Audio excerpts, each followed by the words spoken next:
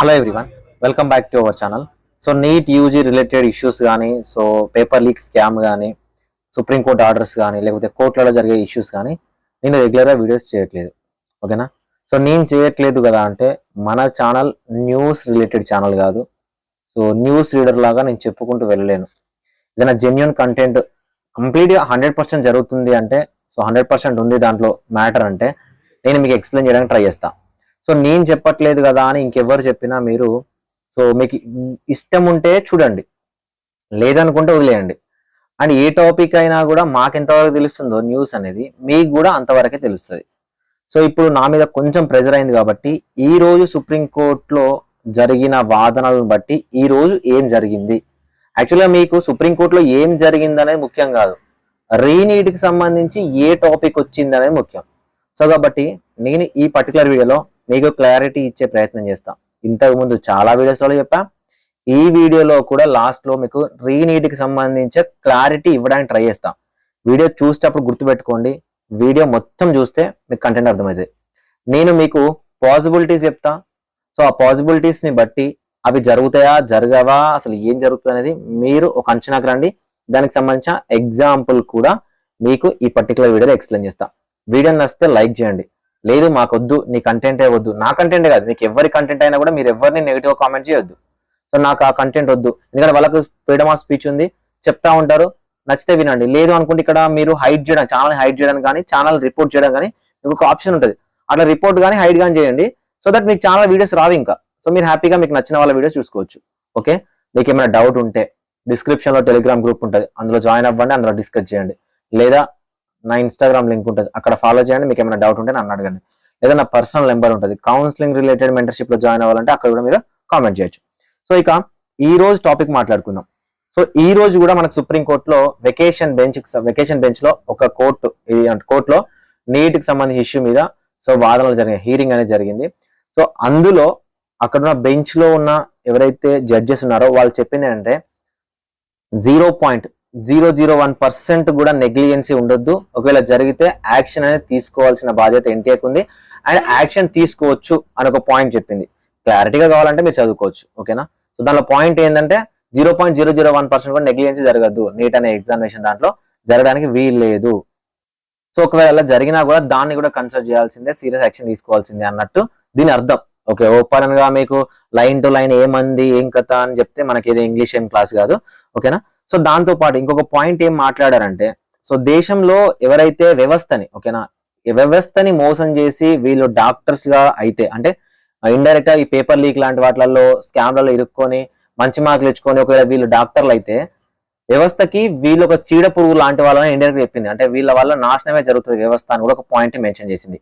So దాంతో పాటు ఇంకొకటి ఏంటంటే పిటిషనర్స్ అడిగిన పాయింట్ ఏంటంటే, సో కౌన్సిలింగ్ జరగబోతుంది కదా, ఈ పేపర్ లీక్లకు సంబంధించి వీటికి సంబంధించి ఏముంది, వీటికి సంబంధించి మాట్లాడండి, మనకు July 6 నుంచి కౌన్సిలింగ్ జరగబోతుంది కదా అంటే, దానికి ఆ బెంచ్ కూడా చెప్పింది ఏంటంటే ఎన్టీఏ అండ్ యూనియన్ గవర్నమెంట్, ఓకేనా, సో మినిస్ట్రీ ఆఫ్ ఎడ్యుకేషన్ లాంటిదే.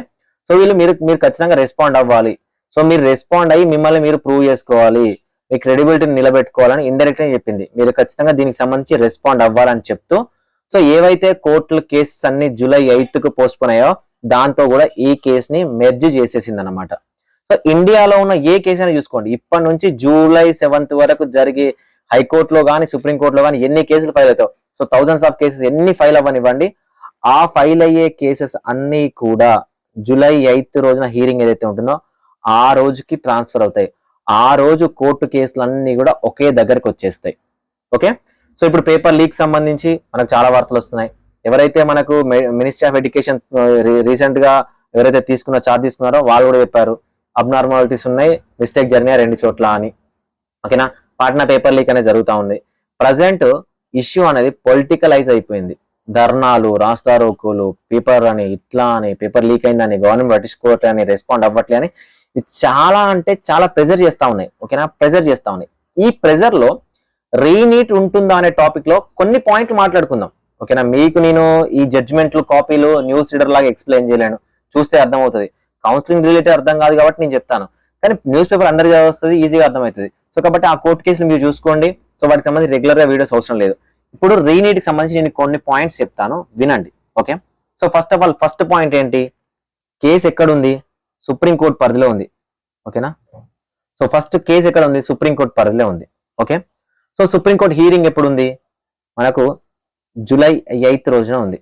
సో ఈ సుప్రీంకోర్టు కాకుండా మనకు హైకోర్టులలో జరిగిన వాటిలో కూడా ఏం చెప్పారు? ఎన్టీఏ, యూనియన్ గవర్నమెంట్ 100% ఈ పేపర్ లీక్లకు సంబంధించి కానీ ఏవైతే ఎలిగేషన్స్ నీట్ యూజీ ఎగ్జామినేషన్ మీద వస్తున్నాయో వాటికి ప్రాపర్ గా రెస్పాండ్ అవ్వాలి అని చెప్పింది. విత్ ఇన్ 2 weeks లో రెస్పాండ్ అవ్వాలని చెప్పింది. విత్ ఇన్ 2 weeks అంటే ఆల్మోస్ట్ జూలై 8 వచ్చేస్తుంది. అప్పటి వరకు రెస్పాండ్ అవ్వాలి. సో ఇందులో మనకు సెకండ్ పాయింట్ ఏంటంటే పాట్నాలో, ఓకేనా, బీహారో పాట్నాలో పేపర్ లీక్ కేసు ఖచ్చితంగా జరిగింది. 100%, నో డౌట్, 100కి 200% పేపర్ లీక్ జరిగింది. సో ఆ పేపర్ లీక్ ని ఇన్వెస్టిగేషన్ చేస్తా ఉన్నారు. సో ఇన్వెస్టిగేషన్ చేసే వాళ్ళు ఆల్రెడీ ఎన్టీఏకి లెటర్ రాశారు. దాని ఎఫ్ఐఆర్ కాపీ బయటకు వచ్చేసింది. దాని మీద ఇన్వెస్టిగేషన్ అయిపోయింది. ఎకనామిక్ అఫెన్సెస్ యూనిట్, ఓకేనా, సో ఆ యూనిట్ కూడా ఛార్జ్ తీసుకుంది. So special investigation team investigate చేస్తుంది. ఇప్పుడు జూలై 8 రోజు మనకి హీరింగ్ వస్తుంది కదా. ఈ హీరింగ్ వచ్చినప్పుడు ఎన్టీఏ, ఓకేనా, ఎన్టీఏ కానీ యూనియన్ గవర్నమెంట్ కానీ ఒకవేళ ఈ ఎలిగేషన్స్ అన్నిటి మీద సరిగా రెస్పాండ్ అవ్వకపోయినా, ఫస్ట్ పాయింట్ గుర్తుపెట్టుకోండి, సరిగా రెస్పాండ్ అనేది అవ్వకపోతే పేపర్ లీక్ జరిగిందట, ఎందుకు జరిగింది, ఎన్టీఏ ఎందుకు చూసుకోలేదు, సో ఇలా జరగగల రీజన్ ఏంటి, మీరు ఏం మెజర్స్ ని ఫాలో అయ్యారు, సెక్యూరిటీ మెజర్స్ లో ఎక్కడ ప్రాబ్లం ఉంటే మీకు ఈ పేపర్ లీక్ అయింది. ఈ పేపర్ లీక్ అయిన దానికి మీకు ఆల్రెడీ సిట్ అనేది ఇచ్చినప్పుడు, రిపోర్ట్ ఇచ్చినప్పుడు మీరు ఎందుకు దీనికి సంబంధించి రెస్పాండ్ అవ్వలేకపోయారు, రిజల్ట్ ఎందుకు ఇచ్చారు, సో మీలో ఏ మిస్టేక్స్ ఉన్నాయి, దీంట్లో ఎంతవరకు ఇన్వాల్వ్ అయినారు, ఎవరెవరు ఇన్వాల్వ్ అయినారు, ఇవన్నీ క్వశ్చన్స్ సుప్రీం కోర్టు ఎన్టీఏని యూనియన్ గవర్నమెంట్ అడుగుతుంది. అప్పుడు ఎన్టీఏ ప్రాపర్ రిప్లై ఇవ్వకపోయినా, సో ఒకవేళ సుప్రీం కోర్టు ఏదో జరిగింది, వీళ్ళు కరెక్ట్ రిప్లై ఇవ్వట్లేదు, నిజానికి ఇందులో స్కామ్ ఉంది, సో పెద్ద మొత్తంలో స్కామ్ జరిగింది అని ఎప్పుడైతే సుప్రీం కోర్టు ఫీల్ అవుతుందో అప్పుడు రీనీట్ జరగడానికి పాసిబిలిటీ ఉంటుంది. ఓకేనా? ఇవన్నీ జరగవు అంటే నిజంగా చెప్తున్నా 1% కూడా రీనీట్ జరగడం ఇంపాసిబులే. కానీ ఇప్పుడు నేను చెప్పే పాయింట్, ఎన్టీఏ గనక కరెక్ట్ గా వచ్చే ఎలిగేషన్స్ అన్నిటి కూడా కరెక్ట్ గా ప్రాపర్ గా రిప్లై ఇవ్వకపోతే, ఇది ఫస్ట్ పాయింట్.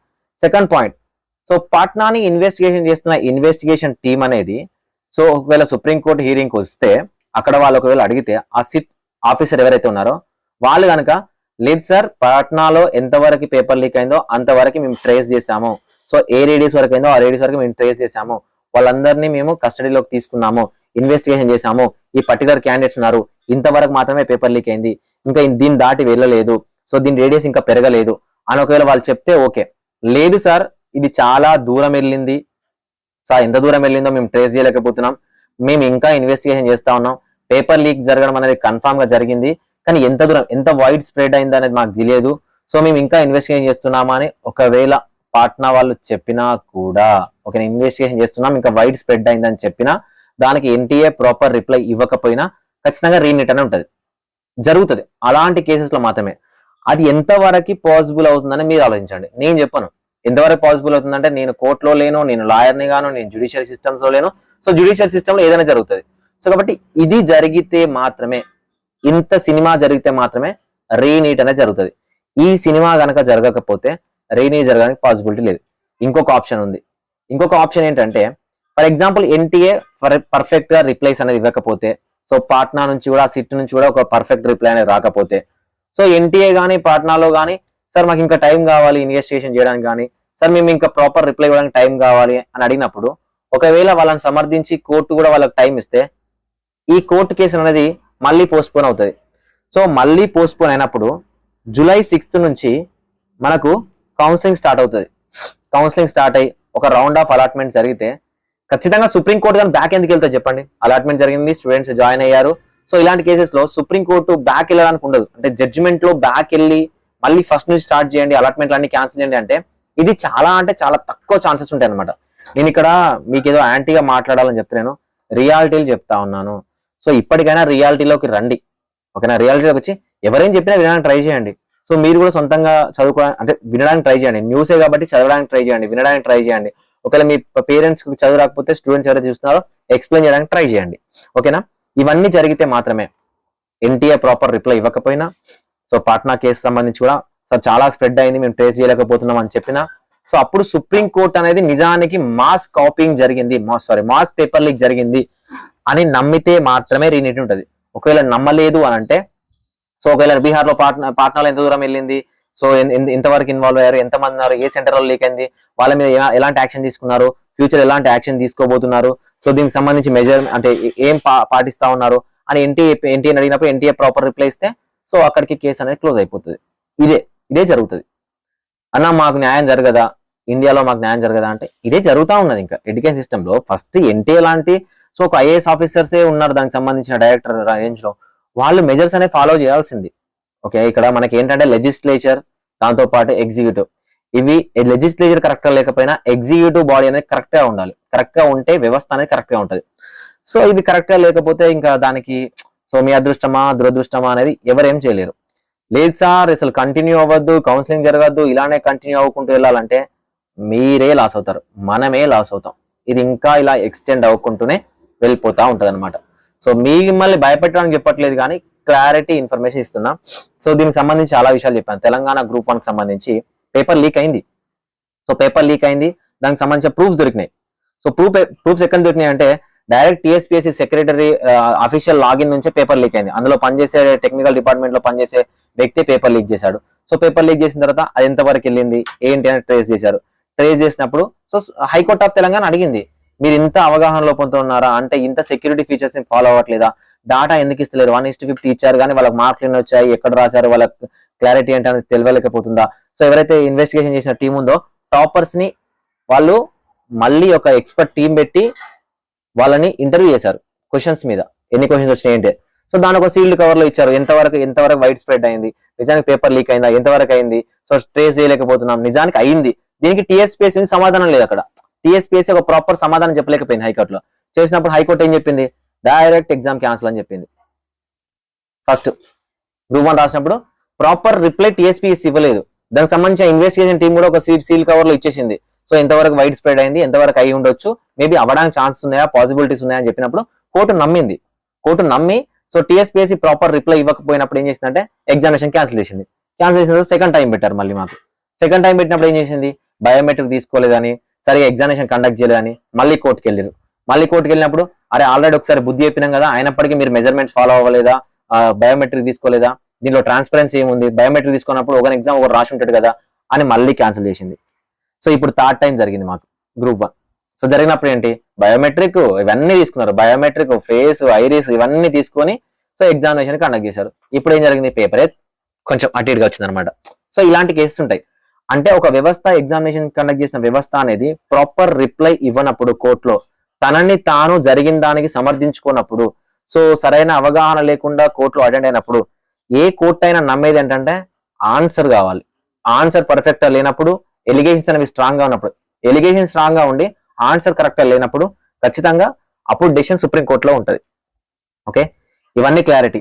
సో నేను ఎవరికి నో నీటో రీనీటో వీటికి ఏమి యాంటీ కాదు, రియాలిటీ చెప్పిన. సో మీకు అర్థమైంది అనుకున్నా, అర్థమైతే మీ అభిప్రాయం చెప్పండి. ఇప్పుడు నేను చెప్పిన పాయింట్స్ అన్ని జరుగుతాయా, ఎన్టీఆర్ సమర్థించుకుంటుందా, పాట్నా పేపర్ లీక్ సంబంధించి సో ఏం చెప్తారా.